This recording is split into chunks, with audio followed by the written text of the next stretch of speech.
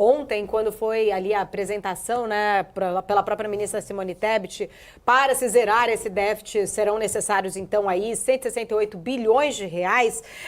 Ela traz ali, né, ela diz ali ainda, eu tô pegando aqui a frase dela, ela diz que o futuro a Deus pertence, né, apesar de ter tentado suavizar um pouco, falando que muito provavelmente há cartas na manga ali que o governo vai conseguir, mas ela deixou uma frase no ar que eu li algumas, né, análises políticas ali, interpretações, que esse futuro a Deus pertence, isso aí deixou ali numa incógnita que nem ela acredita, né, que isso de fato vai acontecer, esse déficit zero no ano que vem. Queria entender um pouquinho da sua leitura também, Vandique, sobre estes números, esses 168 bi, muito acima dessas projeções que, né, ali traziam 130 bi.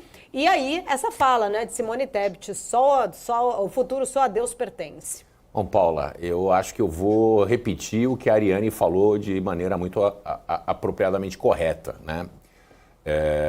De fato, existe zero chance do cumprimento dessa promessa. Zero chance. Né? Não existe nenhuma possibilidade do governo, sem criar novos impostos e aumentar a carga tributária nos impostos existentes hoje, para chegar nesse número. Isso é uma fantasia. No entanto, eu acho louvável o esforço do ministro Haddad em manter a promessa de um déficit de 1% do PIB esse ano e zero no ano que vem. Por que eu acho isso? Porque no momento que ele resolver mudar a meta fiscal que está sendo proposto, tá, e não deveria ser adotado, nós jogamos o que resta do arcabouço fiscal natimorto. Como existe uma regra fiscal e como existe dentro do arcabouço fiscal determinantes que, se não for cumprido, o aumento de gastos do anos consecutivos fica apenas 50% do aumento de receita, não 70% essa diferença, automaticamente você tem um processo de punição e de redução de gastos, que é feito via arcabouço fiscal e faz com que a existência do arcabouço fiscal seja cumprida, né, na substituição pelo teto de gastos. Então, apesar de eu ter certeza que o ministro Haddad não tem dúvida alguma que essas promessas não vão ser cumpridas, ele, pelo menos, está zelando pelo lado fiscal do país para que a gente não mude a meta fiscal.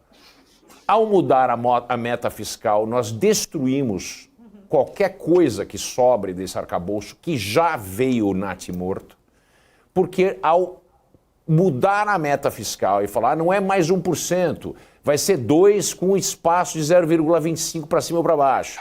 Ano que vem, ao invés de ser 0, vai ser 1%, com um espaço de 0,... Nós, essencialmente, aumentamos na surdina o gasto público sem nenhuma contrapartida de aumento de receita. Como aumento de receita vai ter que ser feito através de aumento de carga tributária ou criação de novos impostos, que é uma coisa que eu nunca descartei desde o início desse governo, é a volta da CPMF, porque com o ritmo do gasto da política fiscal em franca aceleração, as únicas alternativas são essas.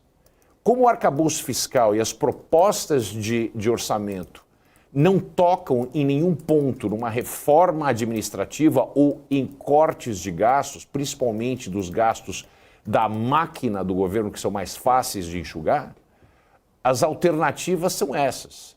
Ou você aumenta a carga tributária e talvez volte uma CPMF, ou você implode a meta, você não cumpre a meta fiscal e é sujeito às sanções do arcabouço. Mudar a meta fiscal faz com que o arcabouço se torne inexequível e principalmente com zero credibilidade. Portanto, daqui para frente, ele não vale mais nada mesmo daquilo que resta. Então, eu concordo integralmente com a Ariane, vejo uma preocupação grande e essa é a razão pela qual a taxa de juro no Brasil não pode cair muito. eu não vejo possibilidade alguma de chegar no final de 2024 com essas projeções de gastos e a inexistência de receitas para a gente chegar numa taxa de juros abaixo de 10%. Juro real no Brasil tem que permanecer pelo menos nos 6%. Isso evita a volta da inflação.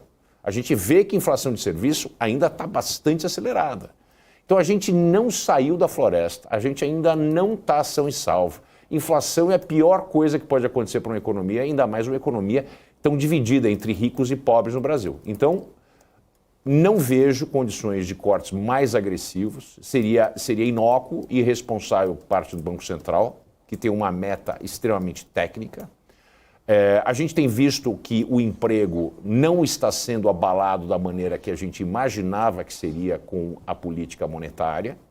Tá? A gente teve até uma queda de desemprego para 7,9% e com a renda que aumentou R$19. Ainda que a renda real, né, ela esteja bastante abaixo da renda em 2020, no começo da pandemia, e essa é uma renda que a gente está em torno de 2014 com essa renda comparada. Quer dizer, o Brasil não andou para frente, ele andou para trás.